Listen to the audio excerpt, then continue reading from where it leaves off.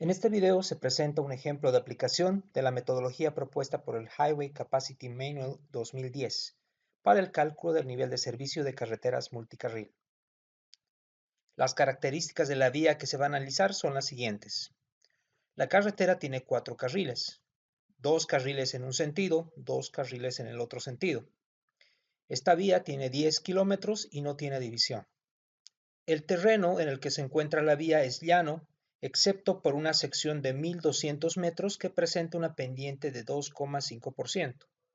La velocidad de flujo libre ha sido estimada en 100 kilómetros por hora.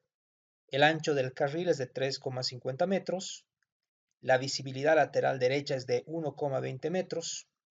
Existen 8 puntos de acceso por kilómetro. El volumen horario pico es de 2.300 vehículos por hora, de los cuales 20% son camiones, el 5% son vehículos recreacionales. El factor de hora pico es de 0,95 y vamos a asumir que los conductores están familiarizados con la vía. Como primer paso, se identifican las características de la vía y se realiza la transformación al sistema inglés.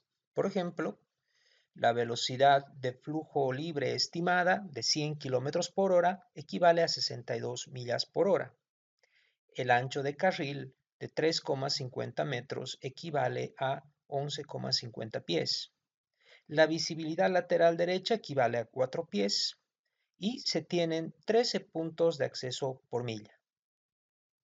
En el paso 2, la velocidad de flujo libre es calculada a partir de la velocidad de flujo libre estimada. El valor estimado es de 62 millas y debe ser corregido por estos 4 factores. El primer factor, FLW, corresponde a un ajuste de la velocidad de flujo libre por el ancho de carril. En nuestro caso, tenemos un ancho de carril de 11,50 pies, lo que equivale a un factor de corrección de 1,9. Este valor es copiado en la ecuación. A continuación, se debe determinar el segundo factor de ajuste que corresponde a una corrección por el ancho de visibilidad. La tabla 14.9 requiere del cálculo del factor TLC para obtener esta corrección. El valor de TLC corresponde al ancho de visibilidad derecho más el ancho de visibilidad izquierdo. En nuestro caso, tenemos un ancho de visibilidad derecho de 4 pies. Y al ser una vía sin división, de acuerdo al HCM, podemos estimar que el ancho de visibilidad izquierda es de 6 pies.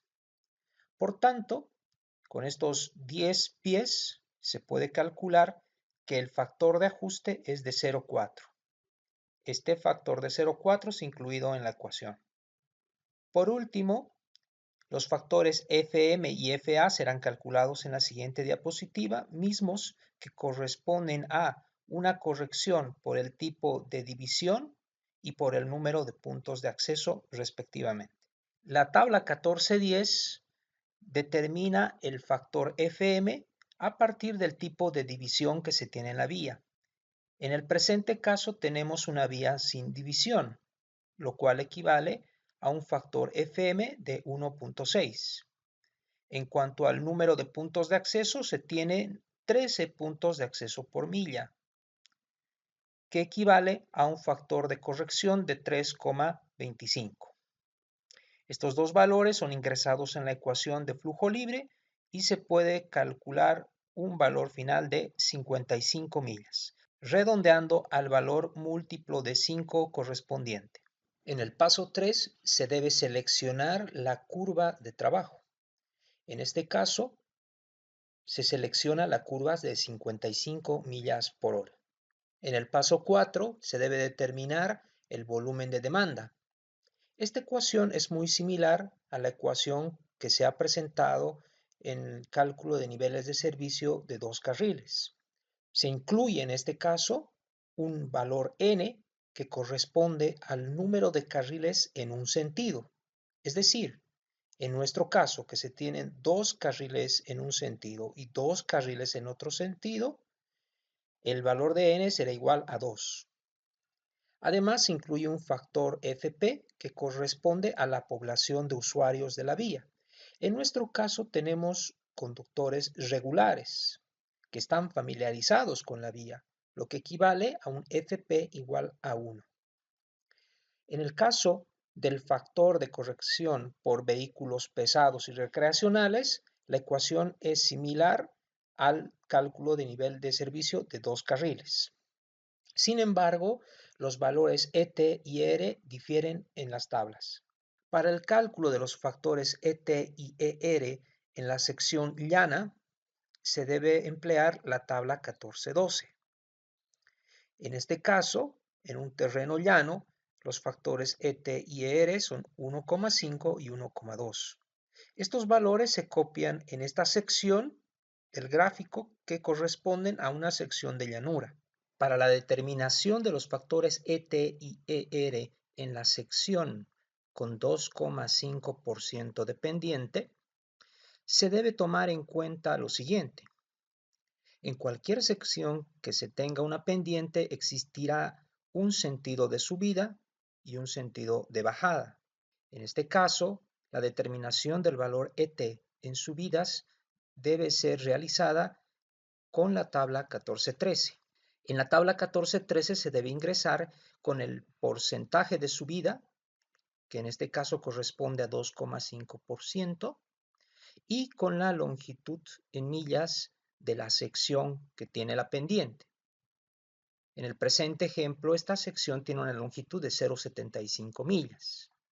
Por tanto, la tercera fila de esta tabla debe ser tomada en cuenta para determinar el valor ET. El siguiente valor que debemos tomar en cuenta es el porcentaje de vehículos pesados, que es de 20%. Por tanto, el valor de ET corresponde a 1,5.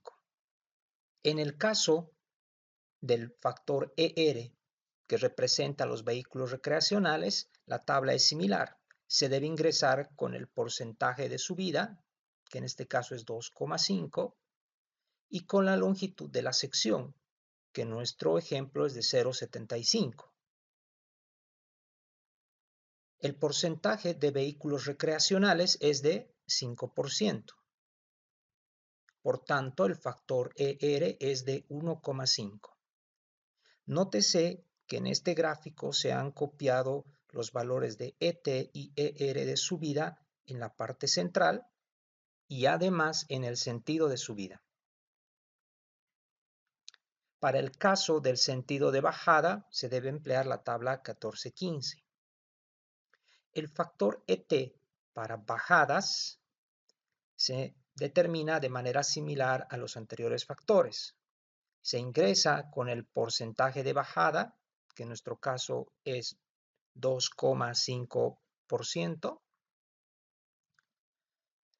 Además, se debe tomar en cuenta la longitud de esta pendiente, que cuando la pendiente es menor a 4 no tiene significancia en este caso.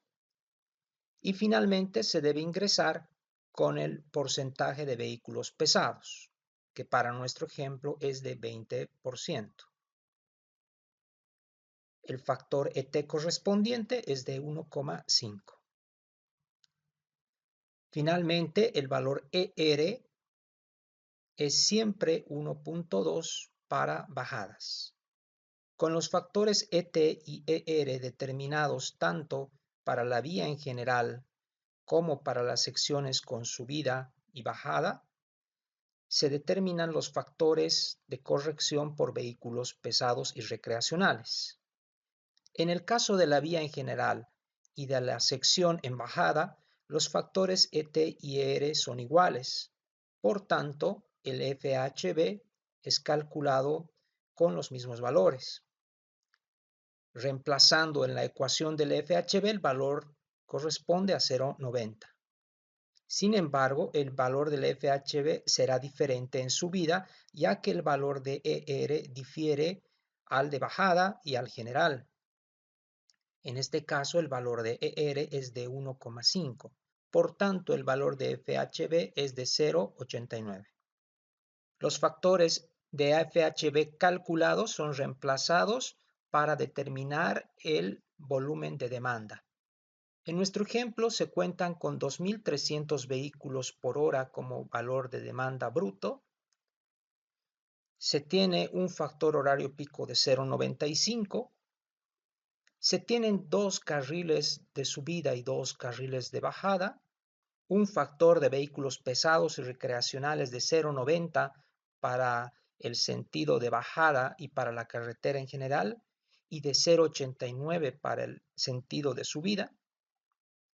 Y se tiene un factor de usuario igual a 1. Por tanto, los valores del volumen de demanda son de 1.345 y 1.362 vehículos por hora.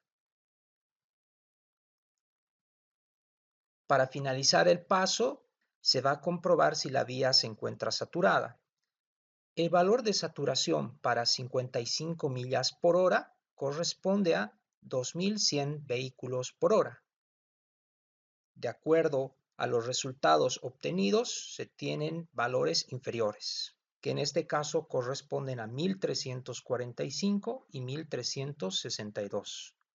Por tanto, la vía no presenta un nivel F. El paso 5 consiste en determinar la velocidad y densidad de la vía. Primeramente, se calcula la velocidad en función a los flujos determinados tanto para la vía en general como en el carril de bajada, como para el sentido de subida. En este caso, los flujos determinados de 1.345 y 1.362 corresponden a una velocidad de 55 millas por hora. Una vez determinada la velocidad de 55 millas por hora, se pasa a calcular la densidad. Para calcularla empleamos esta relación que indica que la densidad es igual al flujo dividido entre la velocidad, y reemplazamos los dos flujos y dos velocidades determinadas. Las densidades determinadas, tanto para la vía en general y el sentido de bajada como para el sentido de subida, son de 24,45 y 24,76 vehículos por milla. Finalmente, en el paso 6, con los valores de densidad y velocidad de flujo determinados, se ingresa en la tabla correspondiente para determinar el nivel de servicio. En este caso, se ingresa primeramente con el valor de densidad. Los dos valores de densidad determinados son de 24,45 y 24,76 vehículos por milla. Ambos se encuentran en este rango. En esta tabla, para este caso, el valor de velocidad de flujo libre no es relevante. Por tanto, el nivel de servicio es C.